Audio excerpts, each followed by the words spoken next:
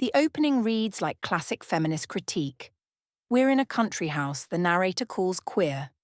She's a nervous upper-middle-class wife and new mother, while her husband John, a physician, embodies masculine rationality.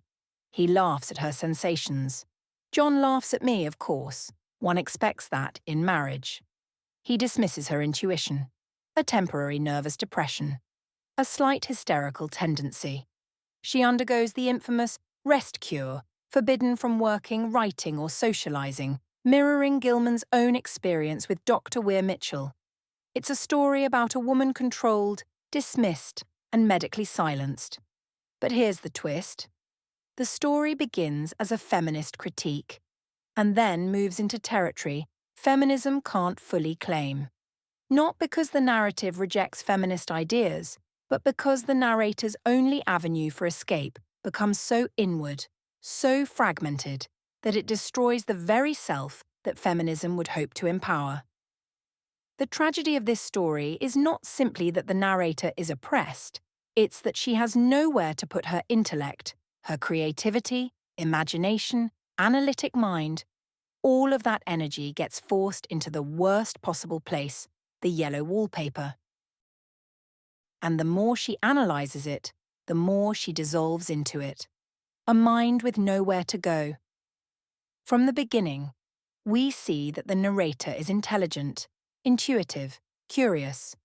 She notices the strangeness of the house. She wants to write, she wants to think.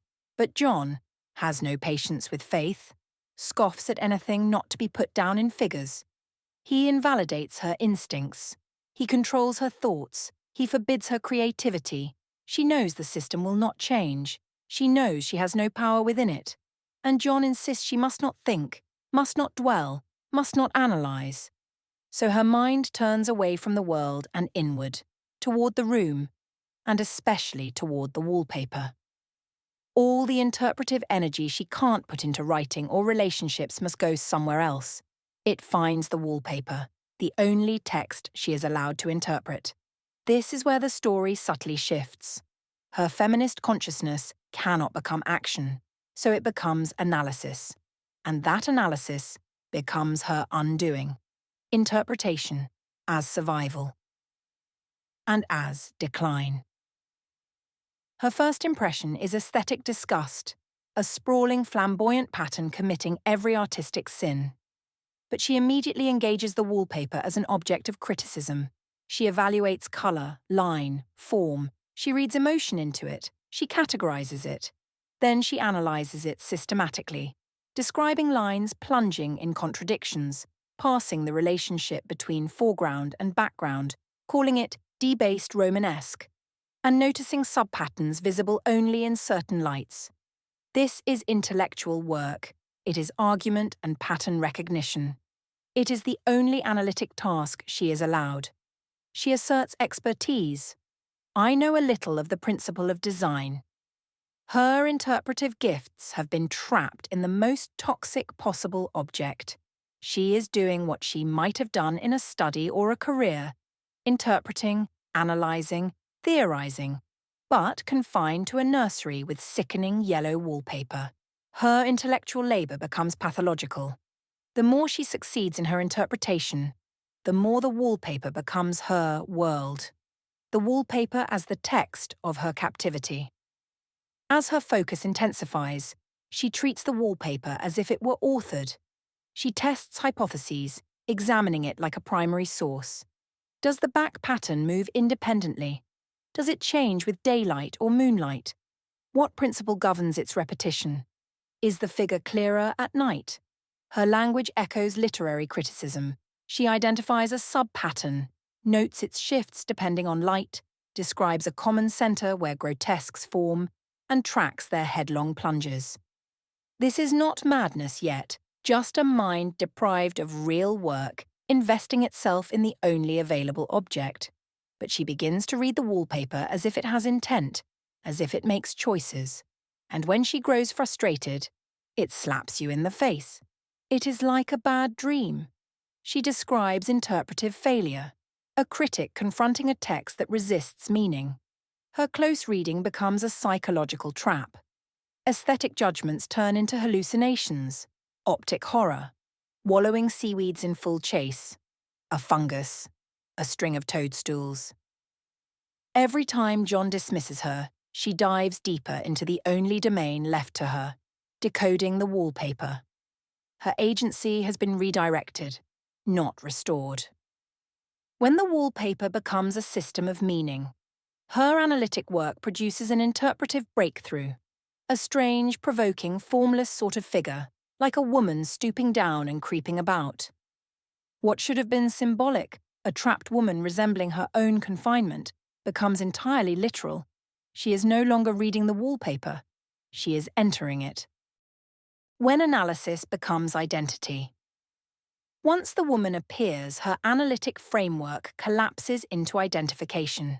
She notes the woman is subdued by daylight, active at night, quiet in company, restless alone.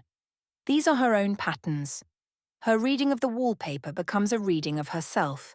Her interpretation is no longer cognitive. It is projective, then hallucinatory, then embodied. When she begins creeping, she is acting out the interpretive scenario she created. She monitors the woman outside the house, hides her own creeping, and treats the wallpaper as a text that must be solved before she leaves. Her days gain purpose only through this interpretive labor. Life is very much more exciting now. I have something to look forward to. She feels better not because she is healing, but because her obsession gives her the illusion of agency. And the more she understands, the less of herself remains. The final interpretation and the final dissolution. The climax is not simply when she tears down the wallpaper. It is the moment she rewrites her own identity using the same interpretive habits she applied to the wallpaper. I've got out, at last, in spite of you and Jane. There is no Jane. The only logical conclusion is that Jane is the narrator herself, the compliant wife, the rational self, the socially acceptable identity she once inhabited. By naming Jane as someone separate, she completes the split created by months of secret interpretation. Her interpretive habits have now turned inward. She is no longer interpreting the wallpaper. She is interpreting herself through the wallpaper's logic. This is her final interpretive act.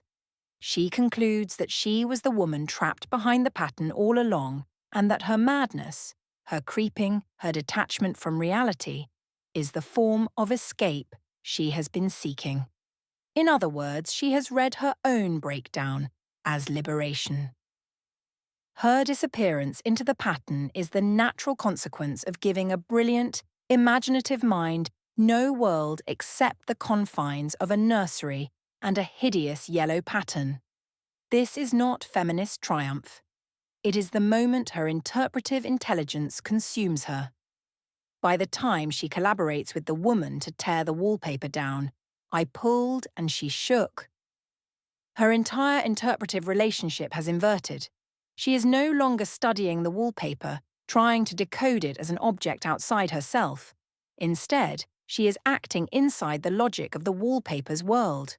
The wallpaper is reading her. It shapes her movements, absorbs her identity, and dictates what she believes she must do.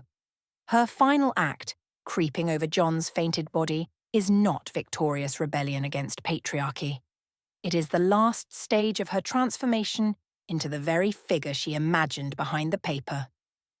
She has stepped fully into the role created by her obsession. She has entered the text. She has abandoned the world.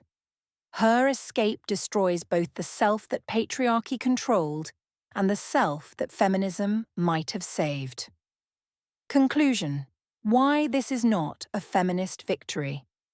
The yellow wallpaper is horrifying because it reveals what happens when a woman's intellect is denied every legitimate outlet. Her imagination, her analytic mind, her interpretive ability, qualities that could have empowered her, have nowhere to go. So they go inward, into a toxic pattern on a nursery wall. She does not escape through feminist awakening or empowerment. She escapes by abandoning the identity she once occupied. Her mind brings her freedom only by annihilating itself. And in that sense, the yellow wallpaper is not a feminist triumph, but a feminist warning.